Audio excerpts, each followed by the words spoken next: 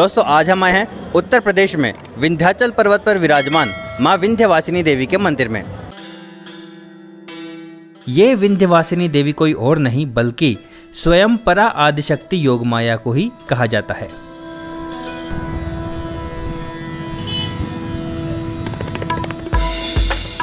वही योगमाया जिनके पिता थे नंद बाबा और माँ थी देवी यशोदा।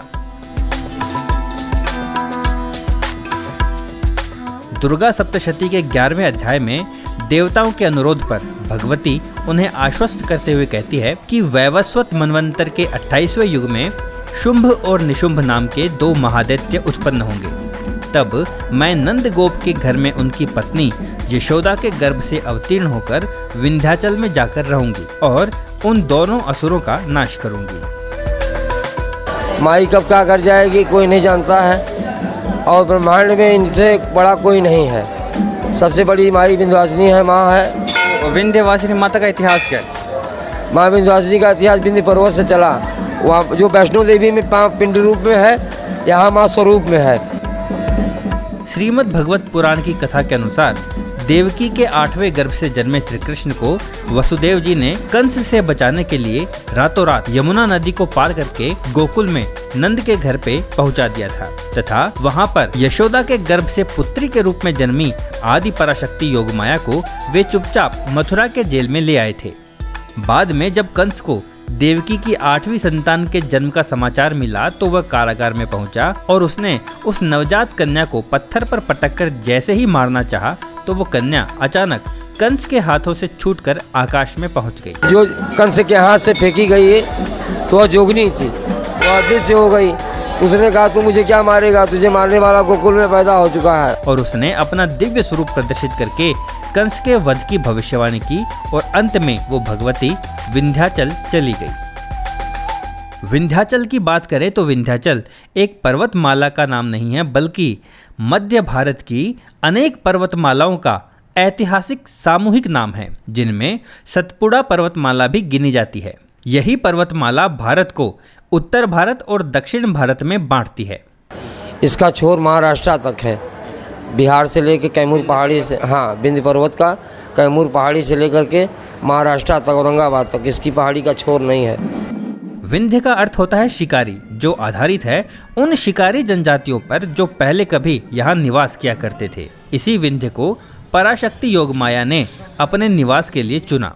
जो गणेश जी विराजमान है यहाँ पर, जो प्रथम पूजा होता है गणेश जी का, आप जानते ही हैं जो पहला पूजा हमारे हिंदू धर्म में गणेश जी का किया जाता है।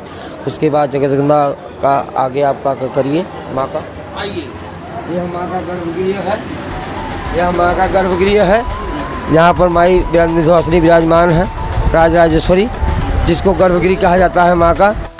विंध्याचल सदा से उनका निवास स्थान रहा है।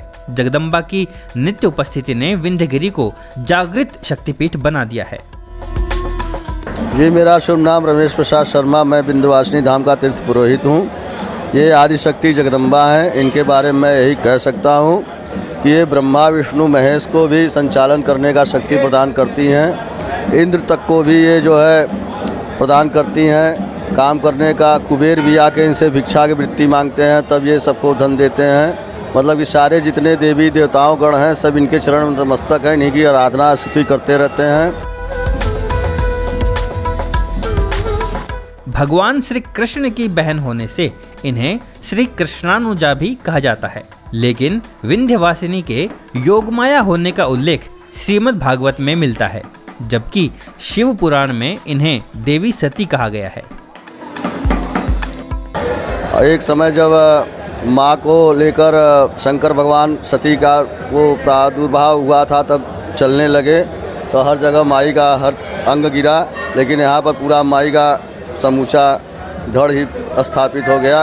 इसके वजह से एक आदिशक्ति के रूप में ये भी जानी जाती हैं। यहाँ पर त्रिकोण का बहुत महत्व है। ये माँ विंध्यवासिनी लक्ष्मी रूप में है और महाकाली जो है काली खो में है, काली माँ है और अष्टभुजा देवी वहाँ पे हैं। यहाँ पर जो है त्रिकोण का बहुत महत्व है। जो दुर्गा सप्तशती का पाठ करने का पुण्य भक्त को प्राप्त होता है, वो माई का एक त्रिकोण करने से भक्त को पुण्य की प्राप्ति होती है। हर नवरात्र में यहाँ पे 2 मेले लगते हैं। शिव पुराण और अन्य कुछ शास्त्रों में इसके शक्तिपीठ होने का उल्लेख है, जिनमें कहा गया है कि जहां अन्य शक्तिपीठों में देवी के अलग अलग अंगों की प्रतीक रूप में पूजा होती है और कहीं भी आदिशक्ति पूर्ण रूप में विराजमान नहीं है, वहीं विंध्याचल ही ऐसा एकमात्र स्थान है जहां पर देवी के पूरे विग्रह के दर्शन होते हैं।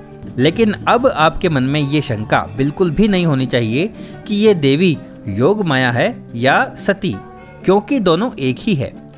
आदि पराशक्ति ही वह योग माया है जिसने कंस को छला और वही सती भी है जो यहाँ पूर्ण रूप में विराजमान है।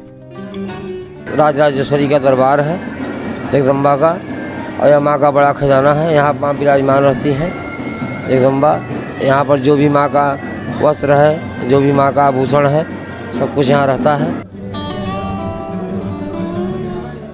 यह माँ विंध्यवासिनी का जो स्नान का जल आता है, यहाँ पे ब्रह्मा विष्णु महेश हैं।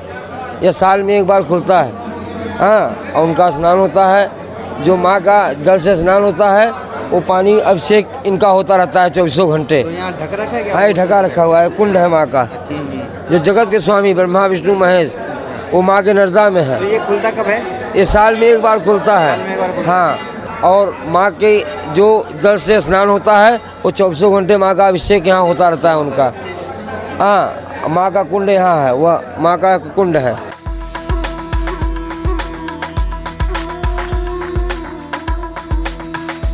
यहाँ बाबा भोलेनाथ विश्वनाथ, हाँ, बाबा भोलेनाथ यहाँ विराजमान हैं अनाज काल से। जब से माँ है यहाँ पर विंध्य पर्वत पर, तब से बाबा भोलेनाथ भी हैं यहाँ पर। महाभारत के विराट पर्व में धर्मराज युधिष्ठिर देवी की स्तुति करते हुए कहते हैं कि हे माता, पर्वतों में श्रेष्ठ विंध्याचल पर आप सदैव विराजमान रहती हैं। इस महाशक्ति पीठ में देवी का पूजन वैदिक तथा वाम मार्ग विधि से होता है। इन्हें वन दुर्गा भी कहा जाता है। संभवतः पूर्व काल में विंध्य क्षेत्र में घना जंगल होने के कारण ही भगवती विंध्यवासिनी का नाम वन दुर्गा पड़ा। वन को संस्कृत में अरण्य कहा जाता है।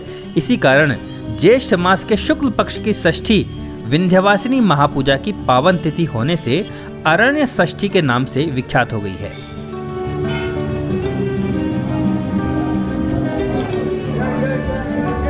यह माँ महाकाली है, जो 10 महाविद्या में प्रथम काली है। महाकाली के रूप में माँ विराजमान है। जहाँ पर माता के सामने बलि होती है, वो जो सामने बलि होती है बकरे की, वो महाकाली की होती है। हाँ, सामने वहाँ माँ का जो शेर है वही माँ का बलि है, लेता है। महाकाली विराजमान है सामने। श्रीमद् भागवत के दशम स्कंध में कथा आती है कि सृष्टिकर्ता ब्रह्मा जी ने जब सबसे पहले अपने मन से स्वयंभुव मनु और शतरूपा को उत्पन्न किया, तब विवाह करने के उपरांत स्वयंभुव मनु ने अपने हाथों से देवी की मूर्ति बनाकर 100 वर्षों तक कठोर तप किया। उनकी तपस्या से संतुष्ट होकर भगवती ने उन्हें निष्कंटक राज्य, वंश वृद्धि एवं परम पद पाने का आशीर्वाद दिया। वर देने के बाद महादेवी विंध्याचल पर चली गई। इससे यह स्पष्ट होता है कि विंध्यवासिनी की पूजा सृष्टि के प्रारंभ से ही होती रही है। और माँ का झंडा है, स्वर्ण झंडा, जो ऊपर आप देख रहे हैं सामने ऊपर, और माँ का यहाँ हम लोग ध्वजा माई विराजमान रहती है झंडे पर। यहाँ पे झंडे वाली माता बोलते हैं इनको। तो दोस्तों, आज का ये वीडियो आपको कैसा लगा कमेंट करके जरूर बताएं। जल्द ही मिलते हैं अगले वीडियो में। जय मां विंध्यवासिनी।